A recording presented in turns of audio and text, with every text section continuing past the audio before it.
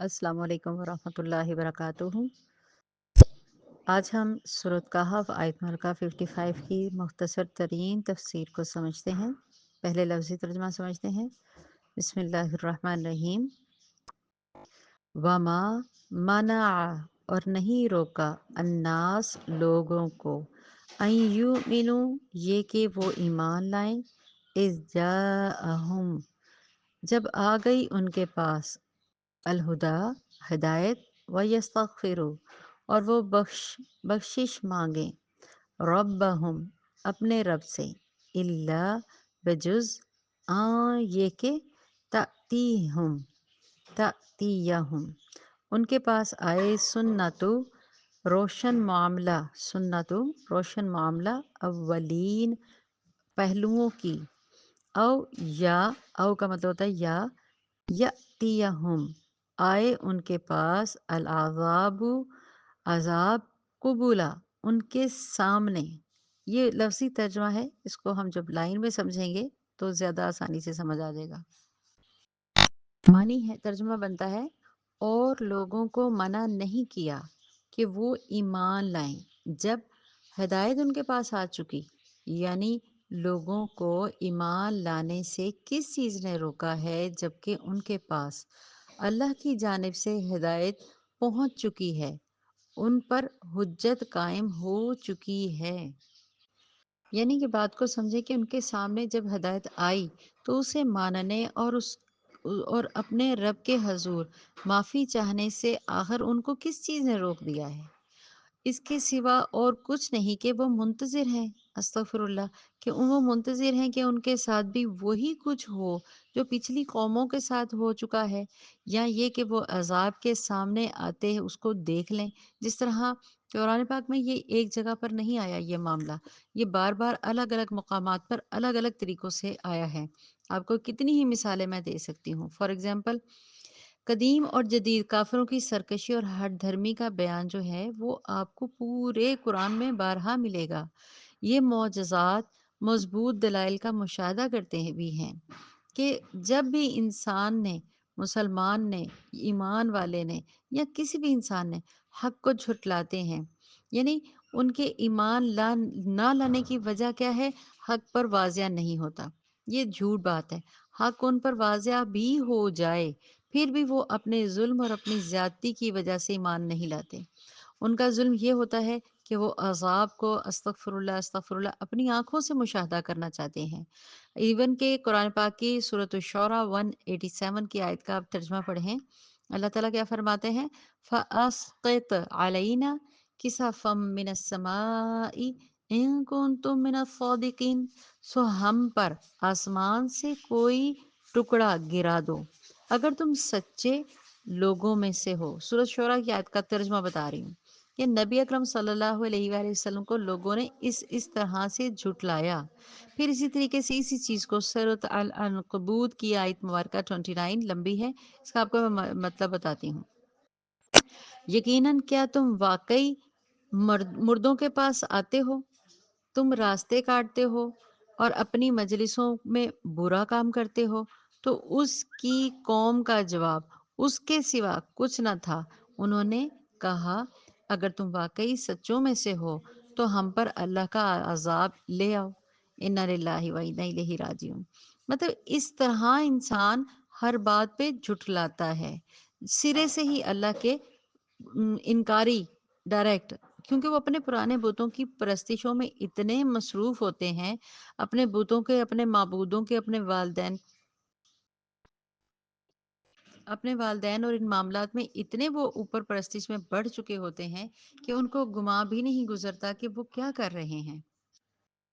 जिस तरह से मैं दूसरी सूरतों का आयत का हवाला दे रही हूँ, इसी तरह सूरतुल हज ये जो हजर है इसकी आयत नंबर 7 और 6, इसमें आप देखें वक़ालू या अय्युहल्लज़ीना नुज़िला अलैहि ज़िक्र इन्ना लमजनून। उन्होंने कहा ए वो शख्स जिस पर जिक्र नाजिल किया गया, बिलाशुबा तू यकीनन दीवाना है। क्यों नहीं तू हमारे पास फरिश्तों को ले आता अगर तू सच्चे लोगों में से है।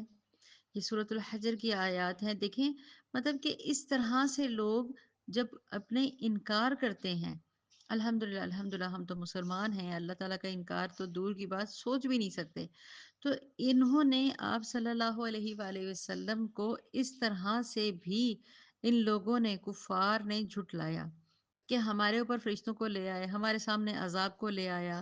سورۃ انفال جو ہے اس کی بھی 32 آیت میں دیکھیں۔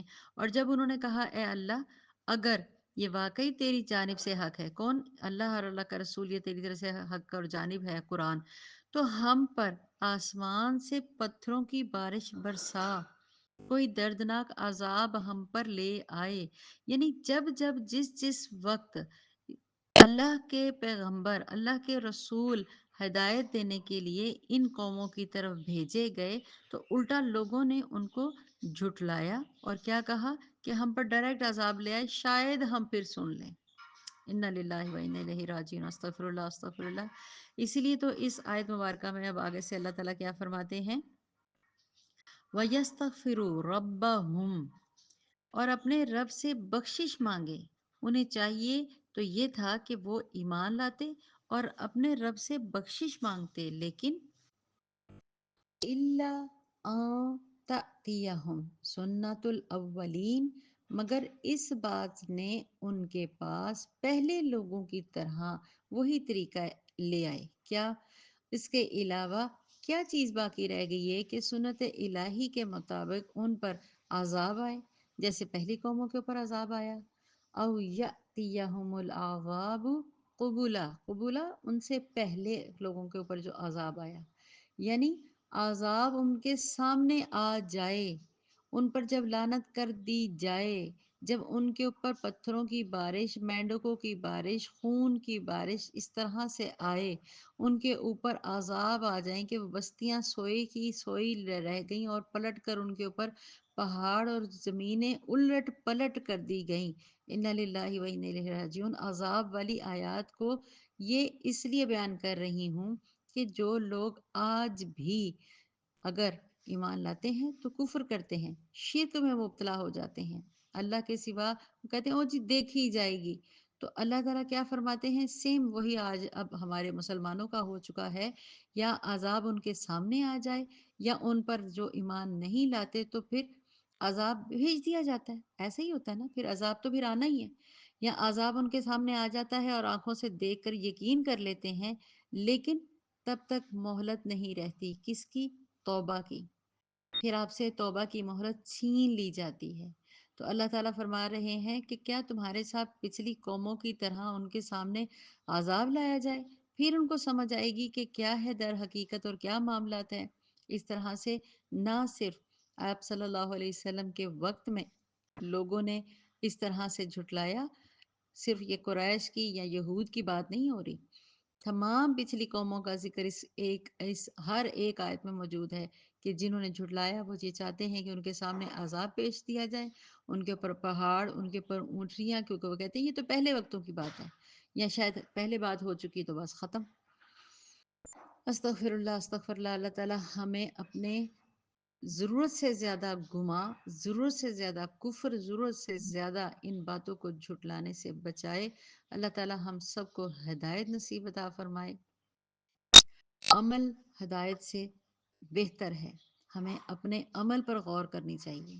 ہدایت آتی ہے، صرف پڑھ کے فارغ ہو جانا نہیں، عمل بہت ضروری ہے۔ اگر ہم اللہ تعالیٰ کی ان کتابوں کا ذکر جو سنتے ہیں، پڑھتے ہیں، بولتے ہیں، اس کو دہراتے ہیں، اگر اس کے اندر عمل نہیں ہے تو یہ بھی ہمارے لیے ایک قسم کا شرک ہے۔ ہم نے بھی انہی قوموں کی طرح جھٹلا رکھا ہے کہ اللہ تعالیٰ کا عذاب آنے والا ہے اور ہو کر رہے گا، جیسے کہ ہم سب جانتے ہیں۔ تو لہٰذا اللہ تعالیٰ فرما یہاں پہ یہی رہے ہیں کہ اپنے اللہ پر وقت رہتے ہوئے سنبھل جاؤ، استغفار کر لو، اللہ کی طرف پلٹ آؤ، زندگی بار بار نہیں ملتی۔ تم پچھلی قوموں کی طرح وہ حرکت مت کرو جو تمام پچھلی قوموں نے کی۔ اللہ تعالیٰ ہم سب کو ہدایت اور توفیق عطا فرمائے، آمین ثم آمین۔ السلام علیکم ورحمۃ اللہ وبرکاتہ۔